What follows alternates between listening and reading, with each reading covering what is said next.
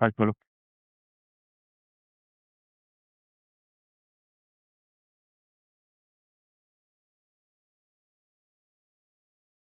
उस पे भी निगरानी रखेंगे।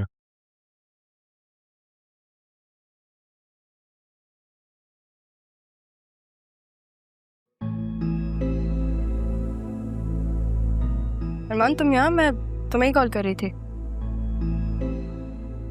असिस्टेंट कमिश्नर अरमान सिकंदर हयात अपने ज़ाती काम में मसरूफ है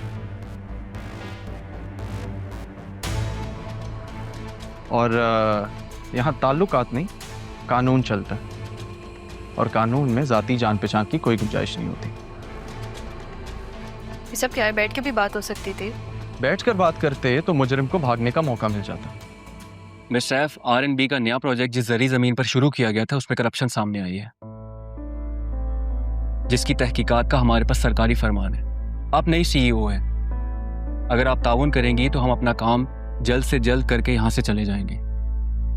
बिल्कुल, लेकिन ये सब मैंने नहीं किया, किसी और ने किया। जिसने भी किया है उसे भी हम ढूंढ लेंगे। तुम करप्शन के रिकॉर्ड चेक करो। मेरी इजाजत के बगैर यहां से कोई कदम भी बाहर नहीं रख सकता। ठीक है, मैं भी डर के भागने वालों में से नहीं हूँ।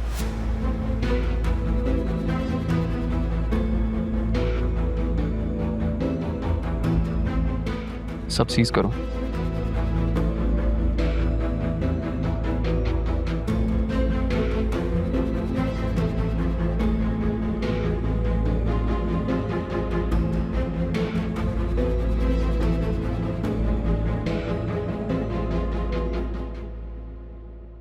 समझता क्या है ये खुद को? अब ऐसे बदले लेगा?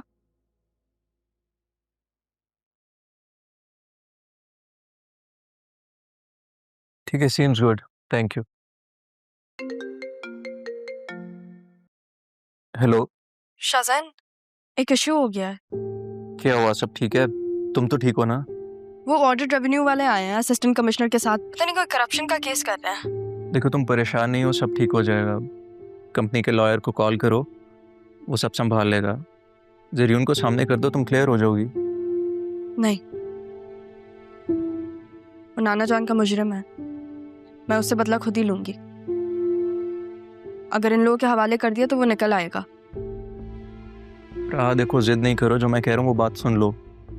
जिद है तो फिर जिद ही ठीक, लेकिन मैं नहीं करूंगी ऐसा। ठीक है, तो फिर एक काम करो, फिलहाल ऑफिस को और खुद को जरियून से दूर रखो।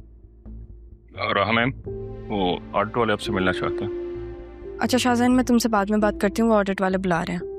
अच्छा ठीक है, लेकिन एक बात का ध्यान रखना कि घबराना बिल्कुल भी नहीं, कॉन्फिडेंटली बात करना। वो जो बात भी पूछे पहले तहम्मुल से सुनना और उसके बाद उसका जवाब देना, ठीक है? थैंक यू, हाफिज। क्या हुआ, कोई इशू हुआ है? वही राशिद को लेकर मसला, और अब ये रेवेन्यू वाली बात। हमारे पेपर्स रेडी हैं? जी, पेपर रेडी मेरे पास ही हैं, और अरमान से भी मैंने कह दिया। अरमान से क्यों कहा है आपने? वो अब यहाँ का वर्कर नहीं है, वो असिस्टेंट कमिश्नर है। आप उसको कुछ नहीं बताएंगे जब तक मुझसे अप्रूव ना हो, ठीक है? चलें, आप सुन लेते हैं ऑडिट वालों की भी। आज भी नहीं कह सका। चलो, अच्छा ही है, ना वक्त गुजरा, एक दूसरे को जानने का मौका मिल रहा है। Be positive Shahjahan, be positive. Miss Rao safe, ये जो राशिद नामी एम्प्लॉय था, इसके कुछ दस्तखत और फाइल्स डिस्पेंसी हैं। हमें बताया गया कि वो इस कंपनी में काम नहीं कर रहा है। जी, ज्वाइन करने से पहले वो वर्बली रिजाइन दे चुका था। ओह, तो दबानी रिजाइन देने के पीछे वजह क्या थी? ये वो पहले ही बता चुका था कि ज़ाती वजूहात की बिना पर वो ये नौकरी जारी नहीं रख सकता। तो कोई तहरीरी इस्तीफा या फिर नोटिस पीरियड मांगा नहीं था उससे? जब मैंने ज्वाइन किया था तो मैंने उसे कहा था कि वो रिटर्न में रिजाइन दे, लेकिन तब तक उसने ऑफिस आना ही बंद कर दिया था। जी, HR के पास उसकी गराजरी का मुकम्मल रिकॉर्ड है, और हमने उसके अलग से डॉक्यूमेंट्स भी सील कर रखे हुए हैं जो इस फाइल में मौजूद हैं। तो राशिद ने खुद नौकरी छोड़ी थी? देखिए, मेरी टीम में जो शख्स है उसके लिए जिम्मेदारी लेने के लिए मैं बिल्कुल तैयार, लेकिन अगर मेरी टीम में कोई भी कानूनी तौर पे और एतमाद से खेल रहा है तो ये उसकी जिम्मेदारी है, मेरी नहीं। फरीद साहब, अब प्लीज़ ऑडिट वालों से कॉपरेट कीजिएगा। मैं आप लोग को बता दूंगी, मेरे नाना जान की कंपनी है और मेरे लिए बहुत स्पेशल है। अगर यहाँ पे कानूनी तौर पे कुछ भी गलत हो रहा है तो मैं बिल्कुल चाहूँगी कि उस पर सवाल उठे।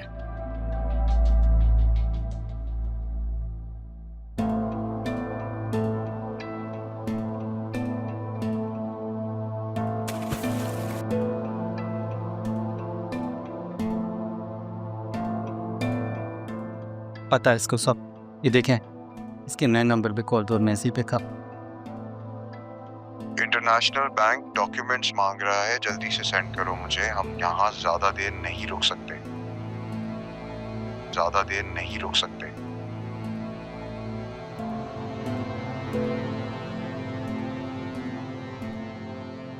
ये काफ़ी है, उठाऊं तुम्हारे घर वालों को? नहीं, तूने कुछ मत किया।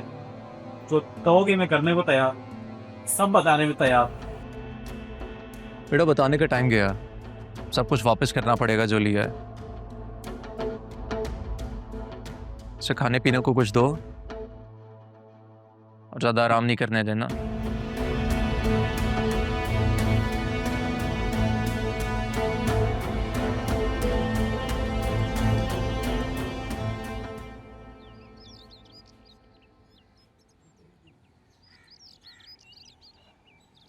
हेलो, कैसे हो?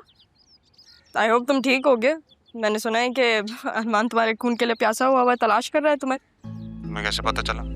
तुम वो फिक्र नहीं करो कि कैसे और कहाँ मुझे पता चला, लेकिन बस अपने आप को अंडरग्राउंड रखो। किसी से बात मत करना एटलीस्ट जब तक मैं ना कहूँ। ऑडिट वाले भी आए थे, तुम्हारा पूछ रहे थे, मुझे समझ ही नहीं आया कि मैं क्या कहूँ, तो मैंने इतना कह दिया कि मुझे नहीं पता।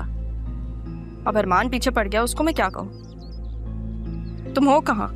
मैं तुमसे कहा था ना कि डैड की तबीयत ठीक नहीं है, बस उनको लेके आया हूँ।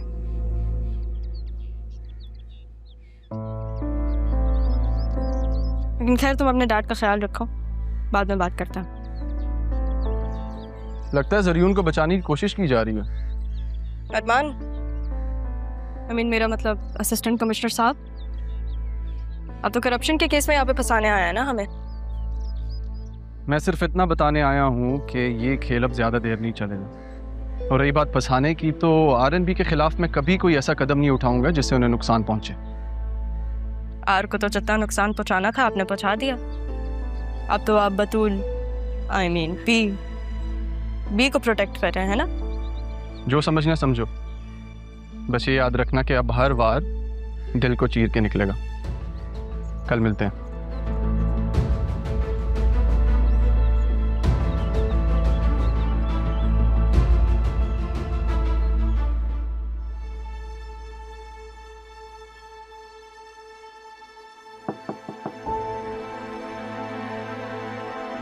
आओ बेटा बैठो।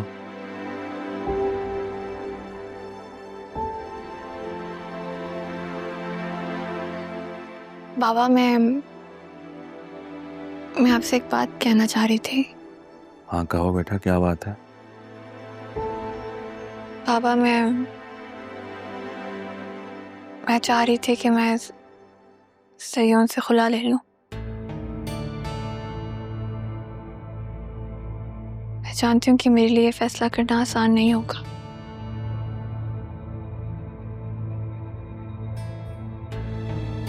लेकिन अब मैं इस रिश्ते का बोझ मज़ीद नहीं सह सकती। मैं खुद को आज़ाद करना चाहती हूँ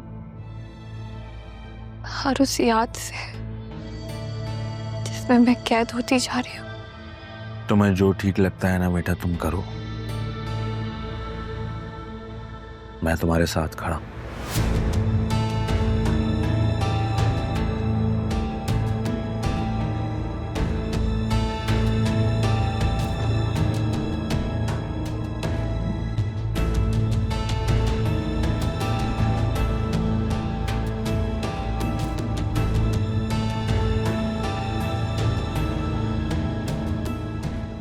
मैं बतूल के इस फैसले में इसके साथ हूँ।